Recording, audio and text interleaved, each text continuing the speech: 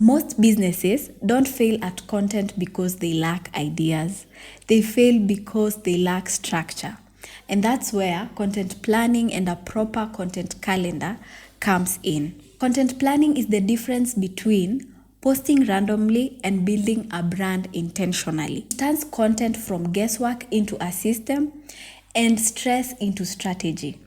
Hi there, my name is Ruth Mwikali from TR Social. At TR Social, our main business is to help social media work for brands and businesses.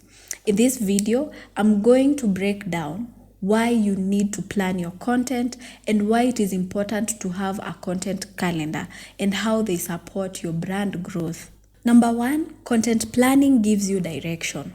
So without direction, you'll find that you're posting from a reactive point of view. You post only when you remember, you post when there is a trend going on, you post when the sales are low and such things, and this leads to mixed messaging, it leads to poor content, and it leads to even poor quality, right?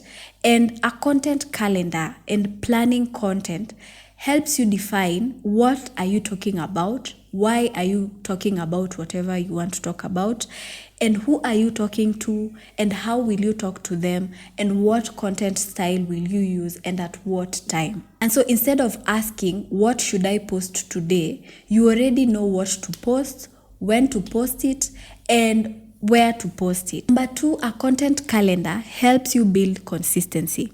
And consistency is what really builds a brand, right?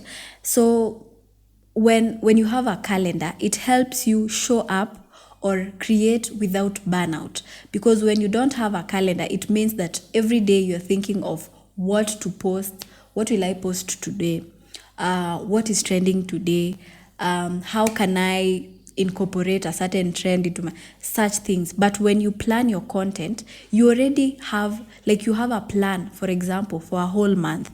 In this month, this is what I want to achieve with my content, and this is how I'm going to use my content to achieve what I want to achieve for my business.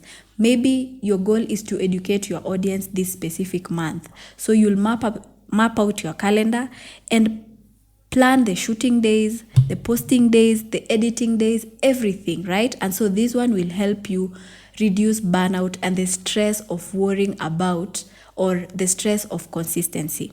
And the truth is that when people start seeing you consistently offering value and quality, they start taking your brand seriously. And inconsistency sends a bad message that your business is unstable or it's not serious, right? So we need to take content planning and a content calendar very seriously. But three is that planning aligns content with business goals.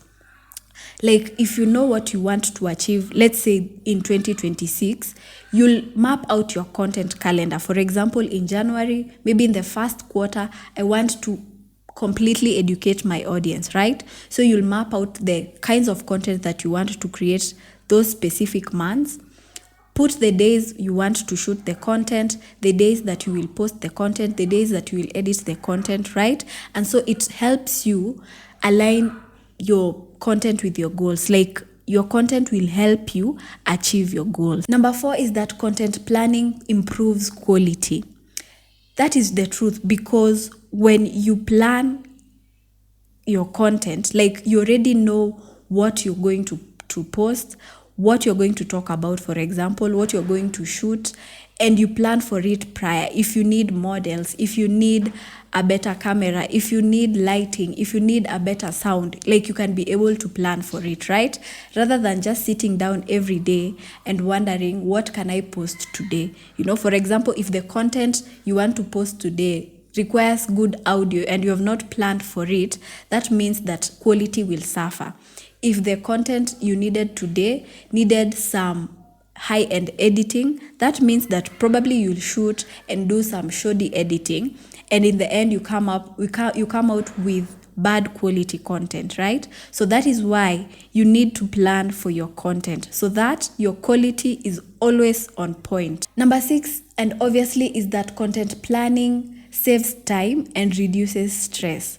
For example, if you're planning your content for, say, February 2026, you plan it, maybe you want to put out 12 pieces of content in that whole month, right?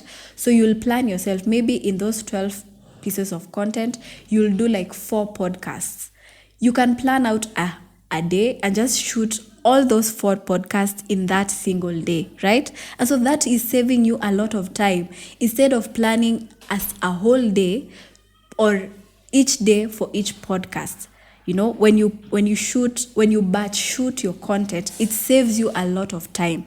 And you can only achieve this if you're able to plan for your content very well. And if you have a calendar that guides you on when you need to shoot, when you need to post, and all that. Number 6 is that planning creates balance for your content and in your content creation.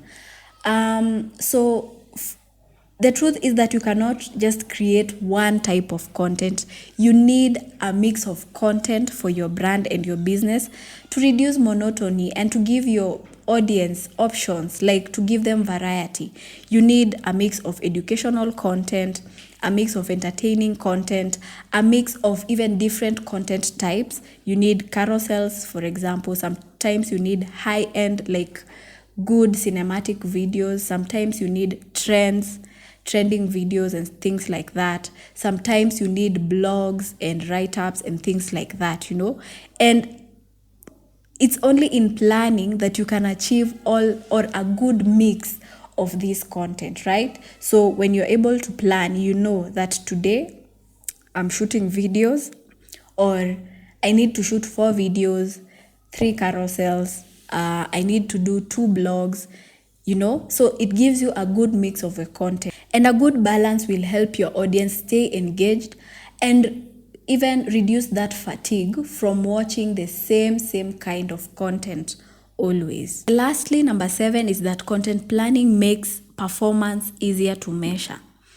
Let's say you've done 6 long format videos and 2 carousels, and whichever, like in a whole month, for example, you are able to know which type of content performs better, which one doesn't perform better. And so you're able to know where to put more effort in and where to reduce the effort, or which kinds of content to reduce and which ones to add, you know. So it's only in planning that you can achieve such balance, and like you can be able to know and to measure what is performing and what is not performing when it comes to your content production.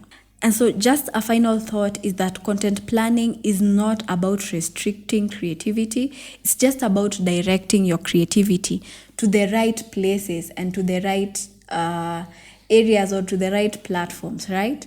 And so it is really important that we think seriously about creating content and even having a calendar that will direct everything we'll have, and it will give us all these benefits that we have talked about in this video.